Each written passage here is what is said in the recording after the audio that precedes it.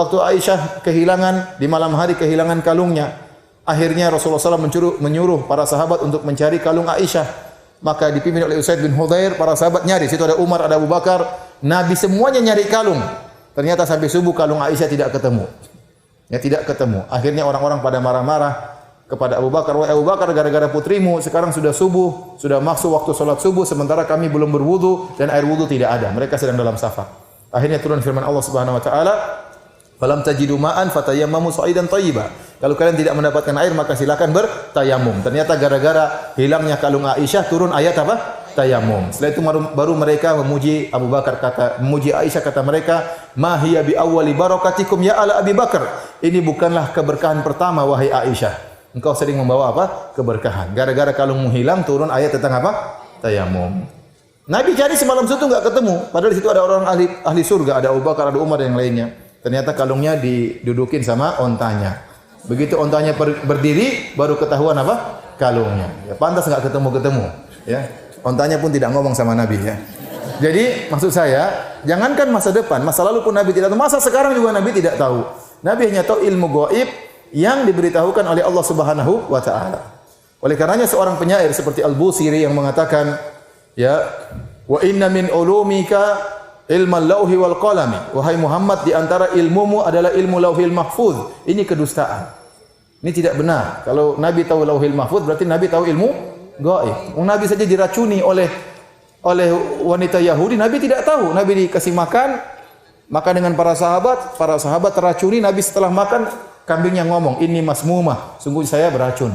Maka Nabi keluarkan tapi sudah terlanjur sempat tertelan.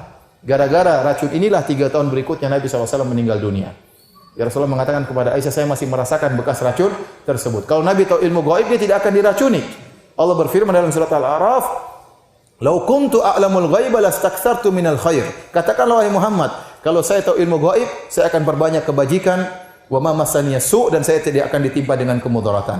Tapi Nabi tidak tahu ilmu gaib. Kalau Nabi tahu ilmu gaib, dia tidak akan kalah dalam peperangan, ya. Ternyata para sahabatnya meninggal sekitar 70 orang dalam perang Uhud. Nabi tidak tahu ilmu gaib. Maka barang siapa yang mengatakan Nabi tahu ilmu gaib, dia menjajarkan Nabi Muhammad dengan siapa? Allah Subhanahu wa taala, ya. Orang banyak berlebih-lebihan kepada Rasulullah. Jangankan Rasulullah, bahkan kepada di bawah Rasulullah saja orang berlebih-lebihan. Contohnya kepada Abdul Qadir Jailani. Dikatakan dalam sebuah buku namanya Jawahirul Ma'ani, dikatakan Abdul Qadir Jailani sudah diberikan kun oleh Allah. Kalau dia bilang kun, maka fayakun. Jangankan Abdul Qadir Jailani, Nabi saja tidak diberi kun. Kalau Nabi diberikan kun, Nabi pasti menang dalam perang. Dalam perang Uhud Nabi bilang kun fayakun, mampus maka mampuslah, semua akan mampus. Tapi Nabi tidak berkata demikian.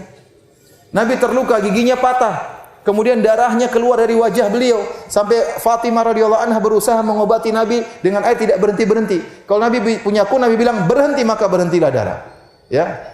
Tumbuhlah gigi, tidak tumbuh, patah, darah tidak bisa berhenti. Akhirnya Fatimah membakar semacam tumbuhan, kemudian ditempel kepada pipi Nabi, baru kemudian darahnya berhenti. Ya. Waktu anaknya meninggal Ibrahim, di pangkuan Nabi sallallahu alaihi wasallam, Nabi sallallahu alaihi wasallam mengatakan, innal qalba la yahzan wa innal ayna la tadma wa inna bi firaqika la mahzunun ya Ibrahim. Kata Nabi, sungguhnya hati ini sangat bersedih, sungguhnya mataku mengalirkan air mata, dan kami sangat sedih dengan kepergianmu wahai putraku Ibrahim. Kalau Nabi bisa Nabi bilang hidup, maka hiduplah, tidak jadi mati. Tapi ternyata meninggal dunia. Jadi tidak boleh seorang berlebihan. Dan Nabi, dia adalah seorang manusia. Makanya dalam Al-Quran Allah mengatakan, "Qul innama ana basyarun mislukum." Katakanlah wahai Muhammad kepada umatmu, sungguhnya aku ini adalah manusia seperti kalian. Basyarun mislukum, aku ini manusia persis seperti kalian. Bedanya apa? Yuha ilayya, bedanya aku dapat wahyu. Oleh karenanya Nabi secara umum bersifat manusia. Hanya saja dia diberi mukjizat sebagai bukti dia seorang rasul. Makanya Nabi makan, ya, sebagaimana kita makan. Orang-orang musyrikin Arab mereka mengejek Nabi. Kata mereka, "Mali hadzal rasul ya'kulu at-ta'ama wa yamshi fil aswaq." Rasul macam apa ini? Kok jalan di pasar dan makan makanan? Laula unzila ilaihi malak. Coba diturunkan malaikat. Kenapa Rasul seorang manusia? Abu Jahal dan teman-temannya inginnya Rasul dari golongan apa? Malaikat. Tetapi ternyata Rasul dikirimkan dalam bentuk manusia, ya. Wa ma arsalna, kata Allah, ma arsalna minal mursalina illa innahum la ya'kuluna ta'ama wa yamshuna fil aswaq. Bahkan Allah mengatakan, bukan cuma engkau wahai Muhammad, tidaklah para rasul kami utus, seluruhnya rasul tersebut makan dan jalan di pasar. Jadi bukan cuma Muhammad yang makan makanan. Semua rasul manusia, dari Adam, Nuh dan seluruhnya manusia, maka mereka makan makanan dan mereka juga jalan di pasar. Kalau mereka mengejek engkau wahai Muhammad, semuanya rasul-rasul terdahulu juga sudah diejek. Jadi manusia makan, minum, lapar, haus, buang air. Nabi buang air atau tidak? Buang air. Nabi beristinja, Nabi beristijmar. Dalam hadis Rasulullah SAW datangkan air untuk cebok, untuk istinja. Dalam sebagian hadis Rasulullah SAW minta didatangkan batu untuk beristijmar, membersihkan kotorannya. Ya. Rasulullah SAW juga manusia. Rasulullah SAW juga tidur. Rasulullah SAW juga sakit. Ya. Rasulullah SAW ditimpa apa yang ditimpa oleh manusia. Rasulullah SAW juga ada syahwatnya. Rasulullah SAW juga menikah. Rasulullah SAW menggauli istrinya. Rasulullah SAW juga punya anak. Rasulullah SAW juga meninggal dunia. Innaka mayyitun wa innahum mayyitun. Kau akan meninggal sebagaimana mereka juga akan meninggal. Jadi dia manusia, tidak boleh kita angkat derajatnya lebih dari sesungguhnya. Ya. Sebagian orang berlebih-lebihan kepada Nabi, mengatakan Nabi SAW tidak buang air. Gimana tidak buang air? Rasulullah SAW cebok, terus cebok apa kalau begitu? Ya. Rasulullah SAW cahaya badannya terbuat dari cahaya sehingga tidak ada bayangannya. Ini juga enggak benar. Kalau Nabi keluar cahayanya dari awal, orang-orang Abu Jahal pasti sudah beriman. Karena mereka memang ingin ada makhluk yang spesial jadi rasul, maka mereka ingin malaikat jadi apa? Rasul. Tatkala mereka lihat Nabi biasa-biasa saja, maka mereka mendustakan Nabi sallallahu alaihi wasallam. Seandainya Nabi berjalan cahaya keluar seperti lampu, ya, pasti orang sudah pada beriman. Paham? Jadi Nabi sallallahu alaihi wasallam adalah manusia, tidak boleh kita angkat berlebih-lebihan derajatnya. Makanya Allah memuji Nabi sebagai hamba Allah dalam banyak ayat. Contohnya Allah berfirman, Subhanalladzi asra bi 'abdihi lailan minal masjidil haram ilal masjidil aqsa alladzi barakna haulahu. Kata Allah, Maha Suci Allah yang memperjalankan hambanya. Allah tidak mengatakan menjalankan rasulnya. Tapi Allah sedang memuji Nabi di tempat kondisi yang tertinggi, itu kondisi Isra Mi'raj, itu kondisi Nabi yang mulia. Allah menggunakan lafal hambanya. Maha Suci Allah yang telah menjalankan hambanya di malam hari. Kenapa? Karena Nabi benar-benar mewujudkan penghambaannya kepada Allah. Makanya kalau beliau beribadah sampai kaki beliau apa? Bengkak. Ya. Wa annahu lamma qama Abdullah yad'uuhu. Tatkala Muhammad sedang berdiri salat kepada Allah, Allah mengatakan abduhu, hambanya. Ya. Ya. Wa in kuntum fi raibin mimma nazzalna ala abdina fa'tu bi suratin min mithlih. Kalau kalian ragu tentang apa yang Al-Qur'an yang kami turunkan kepada hamba kami, karena Muhammad adalah hamba Allah. Ini seorang yang paling mewujudkan penghambaan kepada Allah Subhanahu wa taala sampai beliau salat sampai kaki beliau bengkak. Aisyah berkata, "Ya Rasulullah, kenapa engkau salat padahal engkau sampai seperti ini? Padahal engkau telah dijamin masuk surga. Telah diampuni dosa-dosa yang telah lalu dan akan datang." Kata Nabi sallallahu alaihi wasallam, "Afala akunu abdan syakura?" Kenapa aku tidak menjadi hamba yang bersyukur kepada Allah Subhanahu wa taala? Jadi Muhammad adalah seorang hamba. Tapi ingat, meskipun dia seorang hamba, dia seorang rasul. Wa rasuluh. Seorang rasul berarti apa? Wa ma yantiqu anil hawa. Dia tidak berucap dengan hawa nafsunya. Pasti yang diucapkan benar karena dia seorang rasul. Kalau dia salah ngomong pasti Allah tegur. Nabi salah berbuat pasti ditegur oleh Allah. Nabi pernah salah sama Ibnu Ummi Maktum, Allah langsung tegur.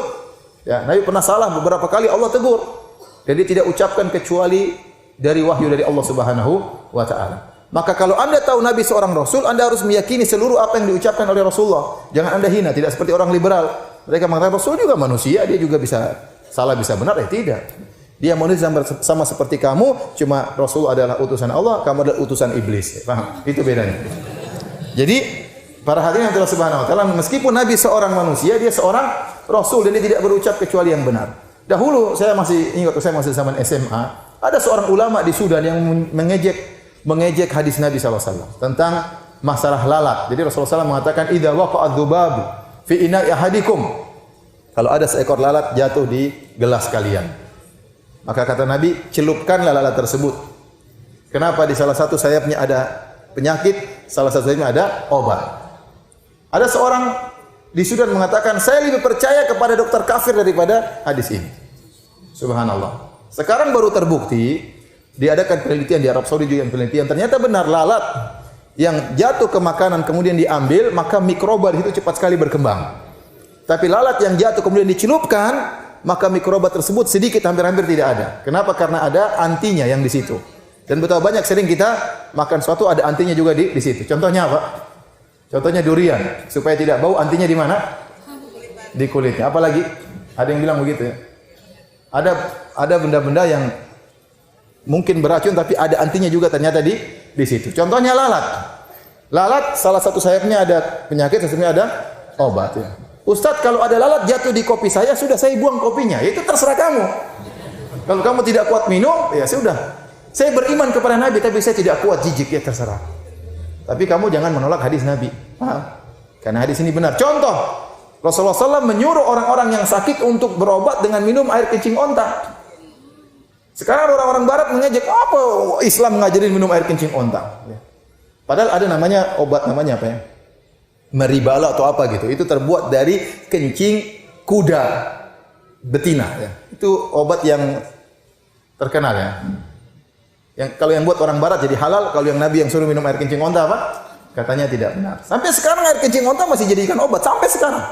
Diadakan penelitian obat untuk ini, obat untuk ini, obat untuk ini, tapi ada takarannya. Ya. Dicampur dengan susu onta, misalnya 1 gelas susu onta, kemudian kencing ontanya sedikit dicampur berapa takar kemudian diminum, ya. Saya sendiri sampai sekarang tidak mau minum sampai sekarang. Tapi bukan berarti saya menolak hadis Nabi SAW. Apalagi terakhir saya ketemu seorang ustadz, saya undang pas makan sama saya di Madinah, dia bilang, "Ustadz, saya baru baru datang dari peternakan onta. Kemudian saya minum air kencing onta, Ustadz. Ya Allah Ustadz, kecutnya luar biasa. Sampai-sampai saya ragu, itu kencing onta apa kencing penggembalanya?" Jadi maksud saya tidak ingin minum kencing onta, ngapain? Tetapi saya yakin itu hadis Nabi benar. Dan banyak orang berobat dengan air kencing apa? Onta.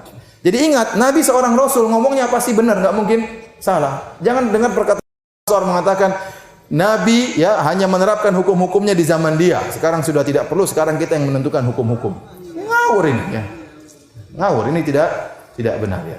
Tidaklah hukum-hukum Islam kecuali yang terbaik dan berlaku sepanjang zaman. Bukan cuma berlaku di zaman sahabat, kemudian sekarang expire diganti dengan hukum-hukum yang lain. Kenapa? Innahu Rasulullah. Karena dia seorang apa? Rasul. Enggak mungkin salah. Enggak mungkin salah.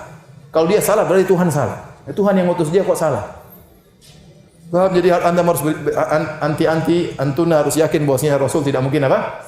Salah. Selama hadisnya sahih. Kalau hadisnya dhaif ya salah. Tapi kalau hadisnya sahih pasti benar.